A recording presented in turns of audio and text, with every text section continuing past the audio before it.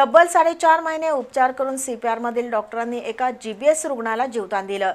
Shahu mill कॉलनीतील 17 वर्षीय Ayaan बागवानला CPR मधून discharge मिळाला।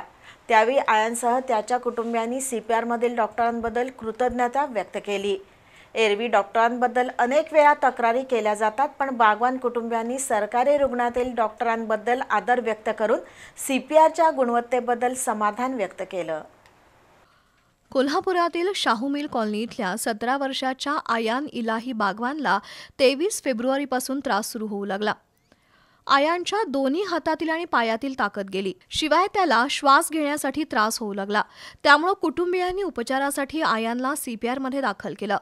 तपासणीनंतर त्याला गुलेबियन बेरी सिंड्रोम म्हणजेच जीबीएस हा आजार झाल्याचं निष्पन्न झालं। त्यामुळे आयानला तात्काळ अतिदक्षता विभागात दाखल करून गेले 3 महिने उपचार सुरू होते। सीपीआरमधील डॉक्टरांनी जीबीएस सारख्या जीवघेण्या आजारावर योग्य औषध उपचार केले, तसंच फिजिओथेरपी दिली। त्यामुळे 4.5 महिन्यानंतर आयान बागवान जीबीएस सारख्या गंभीर आजारातून बरा झाला।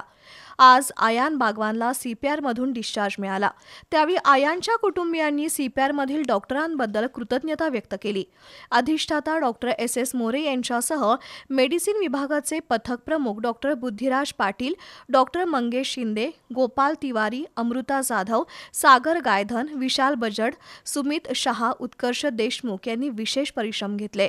तर फिजिओथेरपिस्ट डॉक्टर ऋतुराज शिंदे आणि डॉक्टर अश्विनी सनगर यांनीही योग्य ट्रीटमेंट दिली। त्यामुळेच आपला मुलगा पुन्हा स्वतःच्या पायावर उभा राहिला असं सांगून बागवान कुटुंबियांनी सीपीआरमधील रुग्णसेवेबाबत समाधान व्यक्त केलं।